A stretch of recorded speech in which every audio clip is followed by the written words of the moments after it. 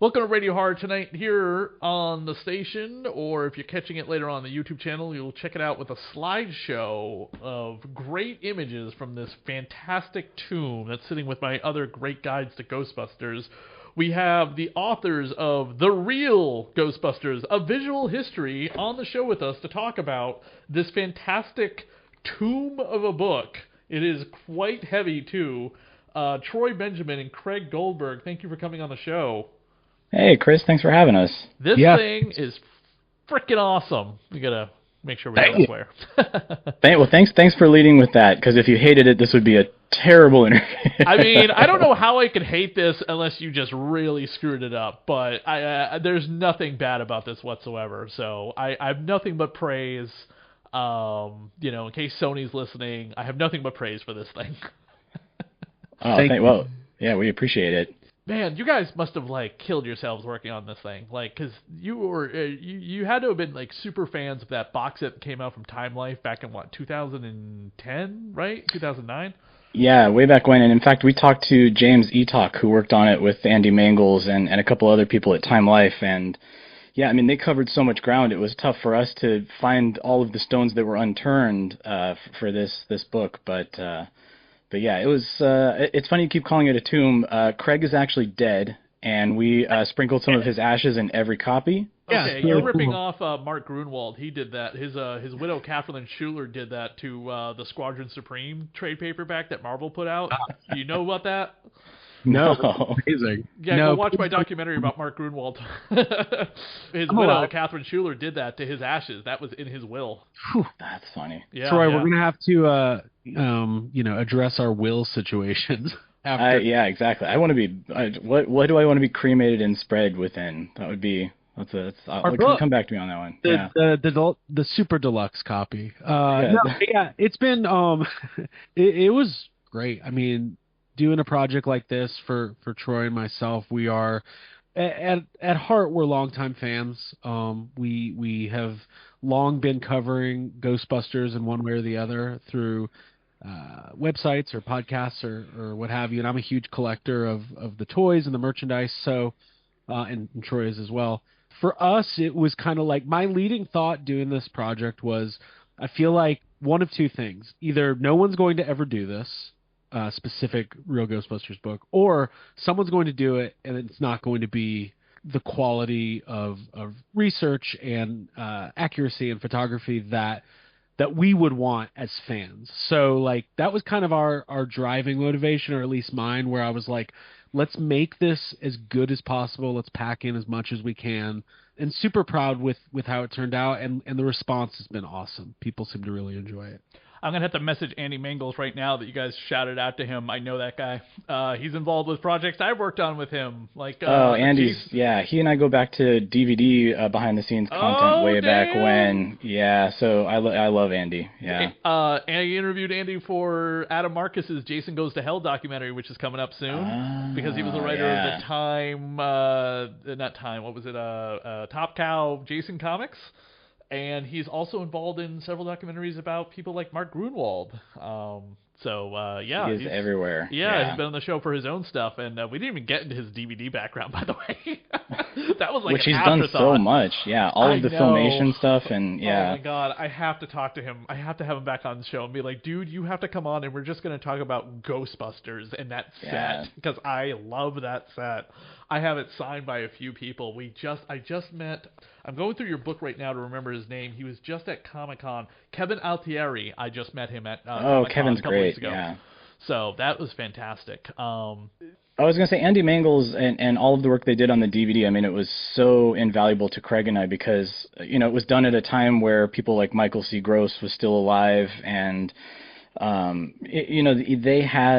they got a lot of the voices that we were not able to get for the book, so we really leaned on them for archival interviews and stuff. But yeah, that's Andy he's one of those documentarians that really dives deep and makes sure that everything is covered. So yeah, I love it. There is so much in here. I'm halfway through it, by the way, so I'm not 100% through it, and I hope that's okay. I'm up to. Sure. Where is the middle point right now? I'm looking at the little blue ribbon that's in here. I think we're just going into like the gear and the tech of the show. Oh, So the not quite highlight to the episode, toys. yeah, the troll bridge. It's something else. Just it's funny because the 40th anniversary of Ghostbusters is just around the corner. Yep. Yeah. The real Ghostbusters. Real Ghostbusters. Real Ghostbusters. Yeah. Sorry. But yeah, Kevin Altieri was one of the main interviewees that we talked to, and in fact is somebody who he does a lot for Batman. He and Dan Reba are always on Batman podcasts and stuff, but doesn't usually talk a lot about Real Ghostbusters. And then we also got to talk to people like Richard Reynes, who has been on The Simpsons now for all 30 years of The Simpsons. And he doesn't do interviews at all, but kind of out of the kindness of his heart and hearing about the project, did an interview with us. And so, yeah, we've got a lot of the stories in there that people have not heard, especially about the development and the pre-production of the show, which was really where Kevin Altieri was key in creating what the show became. He and Len and Chuck and J. Michael Straczynski and all those people that made those first 78 episodes. Yeah. This is a great companion to J. Michael Straczynski's book, Becoming Superman, if you've ever read that. Not to get on a thing about it, but read that, then read this, then you have like an entire timeline. Now you just need the untold tale of Murder, She Wrote to be written. You know what I mean? Because we already have a Filmation Masters of the Universe book out, so yeah. You're what else do you need to cover? Babylon 5, and then everything Michael has written, like in comics, like Superman, and he just ended a stint on Captain America, and he's returning to Amazing Spider-Man soon. Spider-Man, yeah. So Craig, you said your goal on this book was to do it before somebody else did it. My goal on this book was not to get yelled at by Joe Straczynski. And he did. I think we did okay. Well, it was cool because the interviews we basically had like a master list of people that you make kind of your dream board of here's everybody we would love to talk to. What ended up happening is the interviews were going so well, and then people were kind of advocating for us because a lot of these folks get hit up all the time for different projects or podcasts or one thing we learned is there's a lot of people who want to write books and do these types of projects and try to get things off the ground, and I mean it's really, really hard. It's hard to do. So tell me about it. Yeah, it's really tough. And then to get people to take you seriously when these two knuckleheads who are like, hey, you worked at Kenner Toys for 6 months in 1987. Can you tell me everything you remember? They're like, well, not much, but we can try. So, but we kind of, Troy and I got into a good rhythm of being able to kind of unlock memories and kind of it's interesting to see a person go through their own history and think about things that they haven't thought of in decades in some cases. So we ended up getting tons of great stories and honestly every single interview we did was great. Everybody was gracious with their time and enthusiastic about the project. So I kind of felt like there was a little bit of a responsibility in the end to deliver something that lived up to all the time that people put in, and not even just people we interviewed, but people who let us into their homes to take pictures of their collections and everything else. So yeah, you did a road trip, Craig. You're selling it short. You had to travel around the world. You and Abby taking pictures of stuff and going into people's collections and. Yeah, we did a couple impromptu East Coast road trips. And Troy, I don't know if you want to talk about this, but this kind of applies to the animation side and the toy side. Majority of the assets live in collectors' hands. There's not a warehouse or archive of animation cells or blueprints or story bibles or concepts. That stuff, Sony has a little bit, but most of this was us reaching out into the fan community and saying, will you trust us to do something really cool? And for the most part, people did, which is amazing.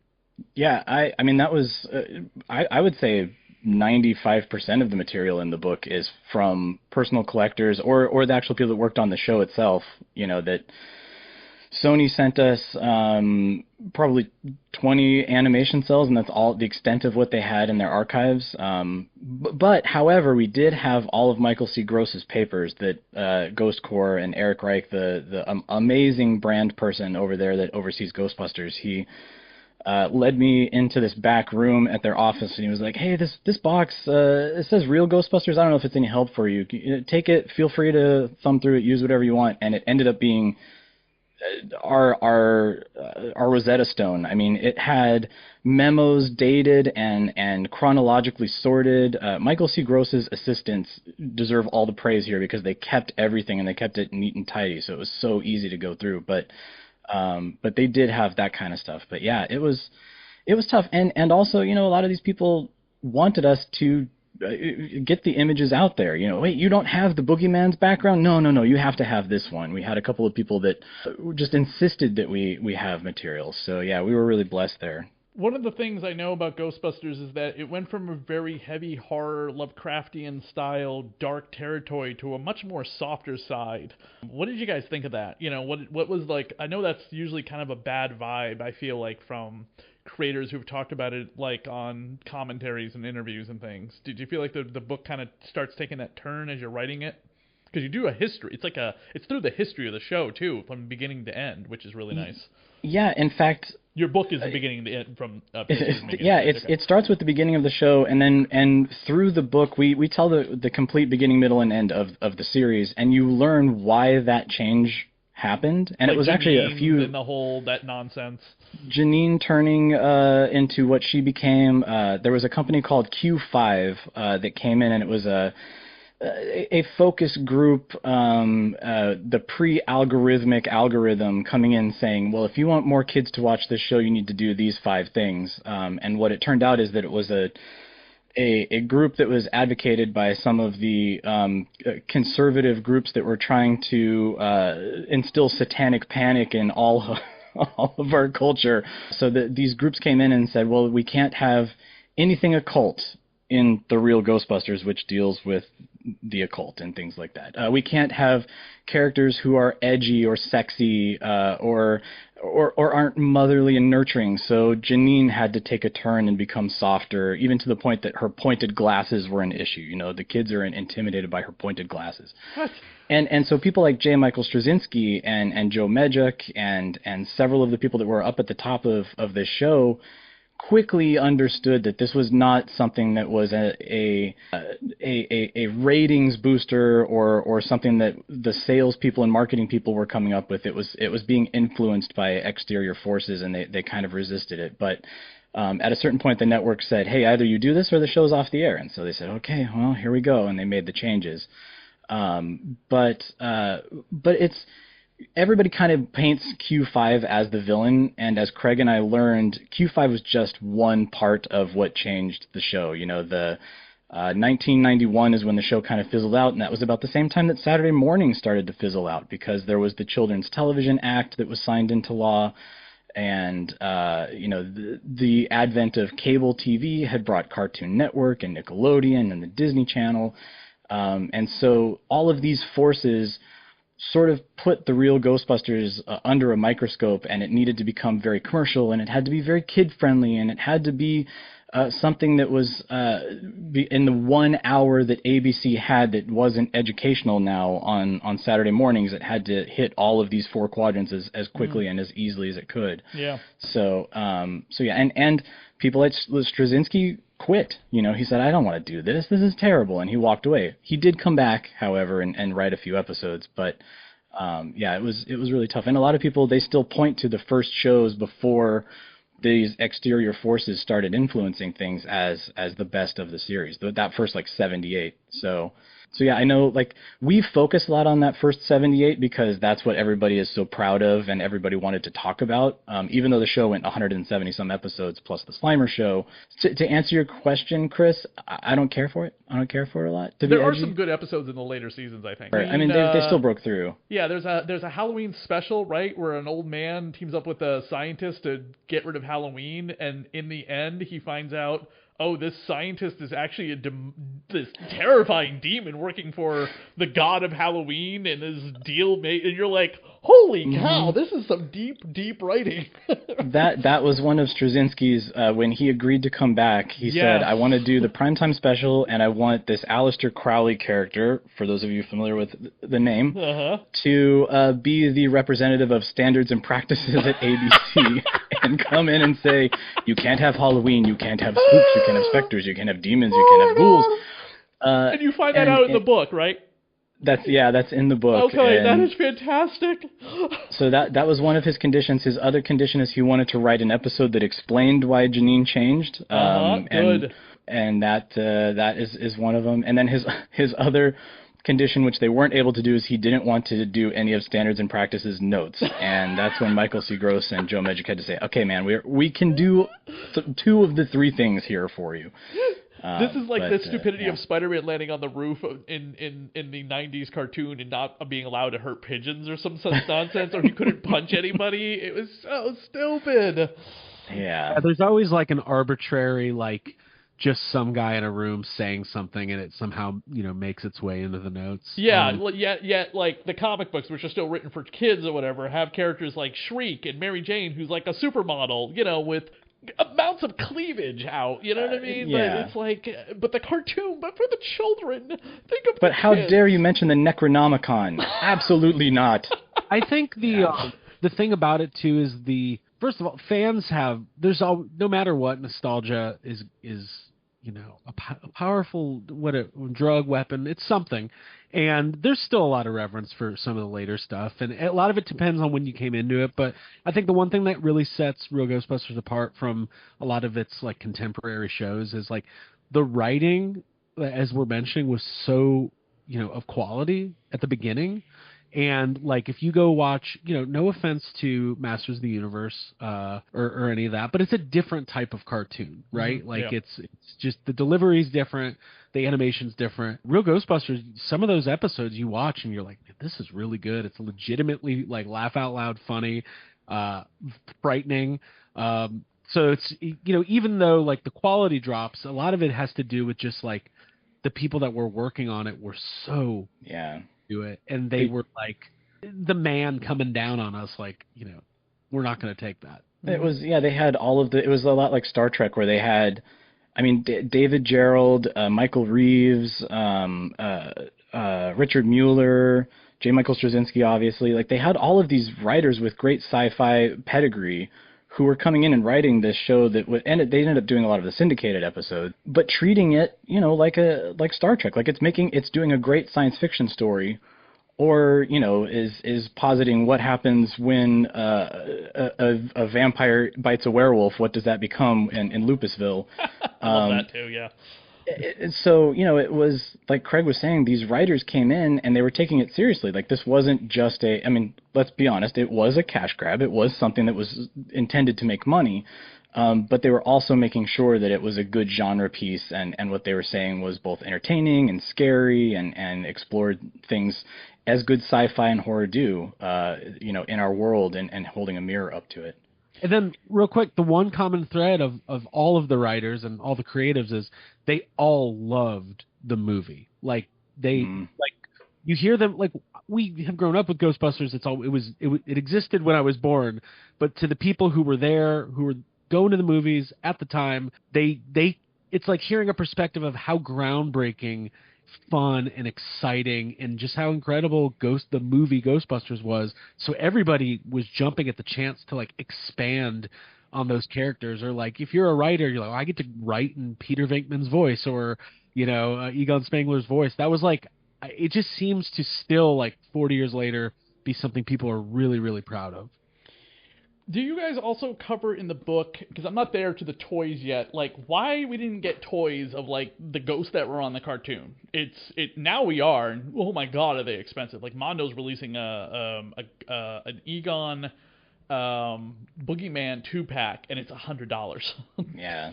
I don't know about you, I cannot afford that. Yeah, so that was one of the things I was interested in trying to figure out from like a historical perspective. There was no Boogeyman action figure from Kenner. There was no Samhain action figure. In fact, majority of the iconography from the animated series did not make it into the action figure line.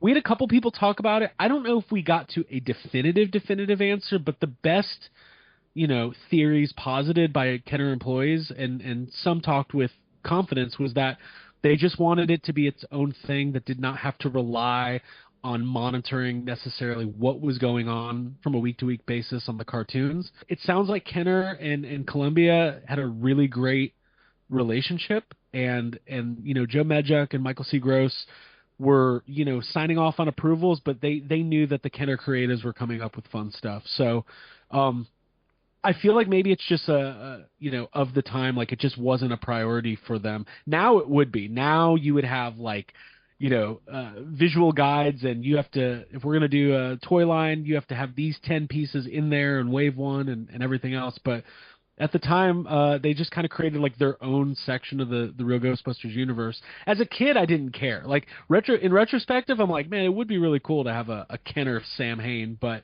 you just talked about Mondo's doing it now. So 40 years later, we finally get the Sam Hain we always wanted. Oh wait, hold on. No, there was a Sam Hain toy that came out with it was like a Toys R Us exclusive with Janine in a 2-pack.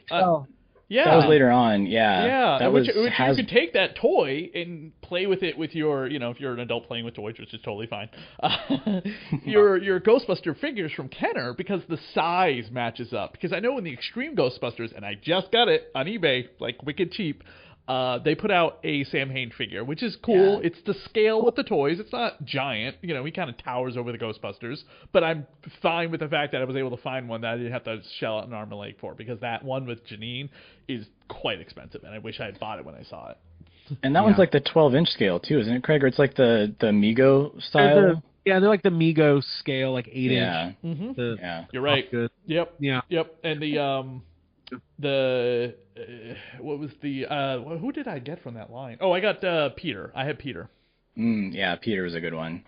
Yeah, that was a bit of a head scratcher when like nobody's really been able to tap into the Real Ghostbusters nostalgia in the way that like now Hasbro and Mondo both are, and maybe just people weren't ready for it yet. But other companies tried to kind of bring back Real Ghostbusters merchandise over the years, and like it would do okay, but I think now, like, I don't know if it's the 40-year mark, it's just in the bloodstream, but it seems like it was like a Real Ghostbusters renaissance, at least from a merchandising standpoint. You guys have some great pictures in here of the toys, by the way, like fantastic. It's nice seeing all of like the ads and stuff like that. I definitely think there's a lot of like cool close-ups of sketches that we don't get to see very often, including in the Time Life books or whatever. Not Time Life book, the Time Life box set. One thing I didn't know, and I wasn't aware of it until he told me, because I had just gotten the book when I went to Comic-Con to meet Kevin. Kevin did the original artwork for that promo of the Ghostbusters chasing after Slimer, with the Stay Puft behind him, which became like the used in all of the marketing for the cartoon. Yeah, I had no idea he was the artist on that.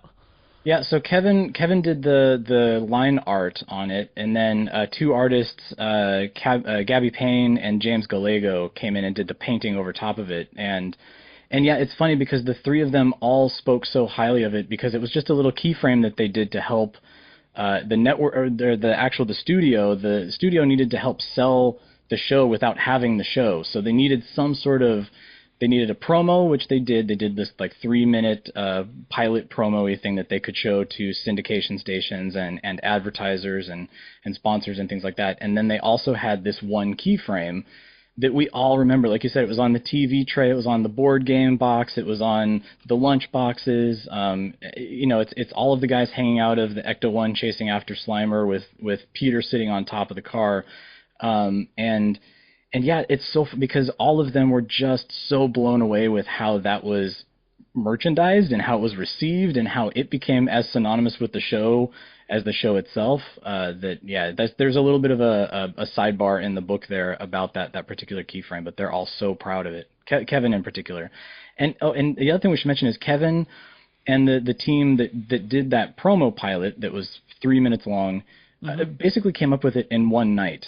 Deke came to them and said, hey, we need to put something together for the studio to go sell this thing at NatB literally in like 2 months, and we have to get it out for animation tomorrow. What do you guys got? So they sat in a room and they just worked for 2 days straight, storyboarding and character designing and putting together this pilot where the Ghostbusters are chasing Slimer, and Slimer's doing all of these things, encountering all these other ghosts, and it ends with what kind of became the main title sequence where all of these ghosts are converging upon the trap and Slimer gets sucked in with them. But those guys, everybody on the show, even in the Kenner side, we learned everybody just worked so hard and so many hours, and so many of them were sleeping at their office and just trying to get the work done because they cared. They really wanted it to be awesome, and Kevin was chief among those people. The biggest takeaway from this book is, if you want to know the ins and outs behind the scenes of how a production is made, I think it's everything, especially for a cartoon series that's so heavily tied to such a big property. It's really this book. And the one thing I definitely would love to know is getting on a Ghostbuster nostalgia fan trip with you guys. You must have favorite episodes. I can list probably 36 or whatever, but at least 2 episodes that stand out to you as the best that people should always watch each. Ooh. I know, it's like picking your 2 children out of the lineup, being like, no, I love these children. Sophie's choice. I don't know, Craig, what are yours? Do you have yours? I've always loved first I love Ghosts R Us. I love the first episode. I mean, it's just, there's so much fun in there. The Citizen Ghost. Yes, that was one of mine. Because the framing device on Citizen Ghost and the backstory that kind of comes from it. Mm-hmm. Boogeyman. The Rosebud episode is Ghostbusters of the Year, I think is the title of it. Rosebud. Yeah, it just gets stuck in your head. Rosebud. You just start saying that. Yeah, I mean, it's I just think of like the iconic ghosts that were introduced. So like Grundle and Sandman and just like, it's just, yeah, Mr. Sandman. Oh yeah, and Grundle came back later on in another show, and maybe that will happen something. Yeah. Yeah, and then there were the later episodes. There, like as you mentioned, Chris, there were other like later, like Attack of the Bee movie monsters and the Ghostbusters in Paris. Some really good like international episodes where we got to see like kaiju and turning the Eiffel Tower into a giant ghost trap and fun devices like that. So yeah, it's tough to narrow it down to just 2 for me. By the way, Mrs. Rogers' Neighborhood is classic, and then I completely blanked on my actual favorite episode, which is probably because I had it on VHS and just wore it out, but it's Play Them Ragtime Booze. Oh yeah, that's fantastic. And Knock Knock was the one that I had on VHS, so that's the one I keep coming back to. Is that the one with the door that says "Do not open until doomsday"? Yeah, that one. I'm trying to convince the guys at Mondo to make. If you remember in Play Them Ragtime Booze, there's like this sequence where the Ghostbusters are changing into different musical moments from over the last century, and at one point it flashes and they're the Sgt. Pepper Beatles, and I would. Oh, that's right. I want the new wave. Can they be the new wave band? That's one of my favorites too, where they've got like the crazy. I'm wondering if, did you guys see Sinners? Yeah. Did you get the movie Sinners? Yeah. I'm wondering if, I'm gonna connect the dots. I got to get Ryan Coogler on the line. I wonder if that one sequence was inspired. You have that much power? Wow. Yeah, I like to say things like that. I'm just manifesting into the universe. I'm texting him right now. I can get Adam Marcus, the director of Jason Goes to Hell, on the line. Well, I showed my wife Jason Goes to Hell for the first time about a month ago, and we finished it. She goes, "Well, I thought they were going to be in hell the whole movie." But I love that movie. But anyways, yeah, I'm wondering. I'll just go on. I loved Sinners. It's one of my favorite movies of the year, but we'll stop talking about that. No, that's totally fine. My 2 Ghostbuster episodes are, honestly, I know everyone loves the Boogeyman first one. I think the second one is more terrifying, especially Egon's near-death experience terrifies him. Falling off a roof and nearly to your death is scary because you have no control over if you're going to get saved, versus fighting a ghost that you know everything about to be able to stop it because you've been fighting ghosts for the last 3 years, timeline of the movie or whatever it is. Right. And that is incredible. And then the second one, besides the Halloween special I mentioned, the 2 Sam Hain episodes are great, but there's I think it's Collect Call of Cthulhu. Oh yeah, yeah. And with the Necronomicon, or the Nameless Book, as Straczynski was forced to make it called. But they call it the Necronomicon then. Yeah, they do end up. They worked it in. I think they successfully fought back on it. But yeah. Or is that the thing I read that they snuck it back in at the last minute or something like that? Or is that something? That sounds like something they would probably do. Like at the last minute, they were like, "We're putting it in, and it's gonna air, and I don't care." Or no, I'm thinking of a story involving Frank Mancuso Jr. actually. Oh man. Well, the Zoom call is going to kill us soon, guys. Unfortunately. Is there anything else you want to say about the book that we didn't mention? I mean, it's been a pleasure for Craig and I to hear everybody's responses to it. You know, you worked so hard on this for several years, and we knew that we couldn't cover everything, and we know that it couldn't be this definitive like episode guide and encyclopedia and cover anything and everything. It had to have a little bit of focus to it, and so hearing that we made some correct choices has really instilled Craig and I with a lot of positivity. As any writer, you always worry when stuff goes out into the world how it's going to be received, and so I'm just over the moon with how people have been receiving this book. But yeah, if you're a fan of Real Ghostbusters, if you're a fan of 80s animation, Saturday mornings, if you're a fan of process, how things are made, especially on the toy side, we have a lot of really great engineers and people talking about how toys, especially in the 80s, were made. This book is for you. You don't necessarily have to be a die-hard Ghostbusters fan to enjoy things. But yeah, what about you, Craig? What do you got? Did I just take everything? I'm sorry. No, I want just first of all, huge props to Troy, who's an incredible partner and creative force in this project. Aww. And I think calling it a visual history is got a nice ring to it, but it's so much more than that, because really, like, you could. Like, this could be an audiobook and you'd still get a lot out of it. Like, because the story is so interesting. And I think that was kind of like really a choice we had to make, because sometimes these types of books come out and it's just, like Troy said, an episode guide or an encyclopedia, like a reference book.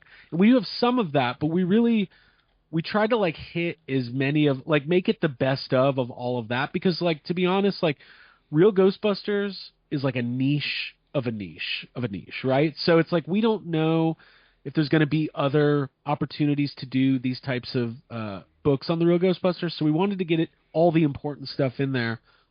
If you haven't seen it in person, the one takeaway I'll have from people like my family is like it's much bigger than people like. I was telling my family I was working on a book for several years, and my brother got it, and he goes, I thought it was like a 10-page flip book. I didn't know it was like a book. I'm like, come on, give me some credit. Well, it had to be big to scatter our ashes in. I mean, that's... Yeah. You need space. Exactly. If ghostbusting was real, would you guys be able to handle it? Oh, yeah. Oh, 100%. I feel like Craig and I would be on a team. Like, there's just no question about that. I don't know. I kind of like... I don't love like the idea of going to like a haunted asylum, you know, staying the night. I don't really believe in that, but like I also don't want to be there. If that makes sense. So it's like I don't know if I would handle it as well as Troy's giving me credit for. I don't know. You got a proton pack. You got tools to help you with that fear. It's totally fine. My tools are made by Hasbro. Okay, true. If they were real in this hypothetical situation, I'd be into it. If I had a HasLab pack on, no, I would not be as enthusiastic as I am right now. No offense to HasLab, it just doesn't have a particle accelerator built into it. So right, guys, this has been fantastic to chat with you. Again, I absolutely love this thing. There's a couple of cool things I want to point out about the book real quick. Again, it does have this like firehouse like look to it, so it looks really nice against that, you know, that box set. Or if you happen to have the firehouse, you know, itself with your toys. You know, it's a great little piece to put alongside there, so you have your little Ghostbuster library. I have that black Ghostbuster book that came out a couple years ago. You know, it's like the history of the entire franchise of Ghostbusters up till the 2016 movie came out. And I have, Tobin's Spirit Guide. I don't know if you guys have that. Oh, yeah. Which came from this, right? Because I don't remember that being in the movies. I thought that came from the Real Ghostbusters.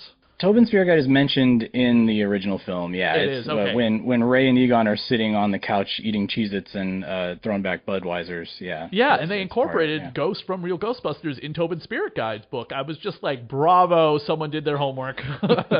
It needs an update because we've had a few new ghosts like Chomper, the blue ghost from Ghostbusters Afterlife, and then, of course, the big frozen ghost, what's his face? Karaka. Yeah. Plus whatever has come up in the comics, and I don't know if 2016 introduced anything new. I don't really think they did, other than the guy who hated the Ghostbusters, who became a ghost himself. I'm looking forward to sharing this with as many people as I can. Again, I can't give enough condolences. Why don't you plug any social media you're on real quick? You can follow my exploits at YHS Podcast on Instagram. And we host a live YouTube show every Tuesday night on YouTube called Toy Anxiety. We do a lot of Ghostbusters content and coverage. I will go look for that right now. Thank you. Thank you. Yeah, I appreciate the opportunity to plug. Troy? Yeah, I love watching and listening to Yes Have Some. They also have a bunch of other shows like Monster Island and stuff. Go check them out. They're rad. I'm at Troy Still Plays on all the socials, most of the socials, and TroyBenjamin.com if you want to see all my other books and things I've done for Marvel and Ghostbusters.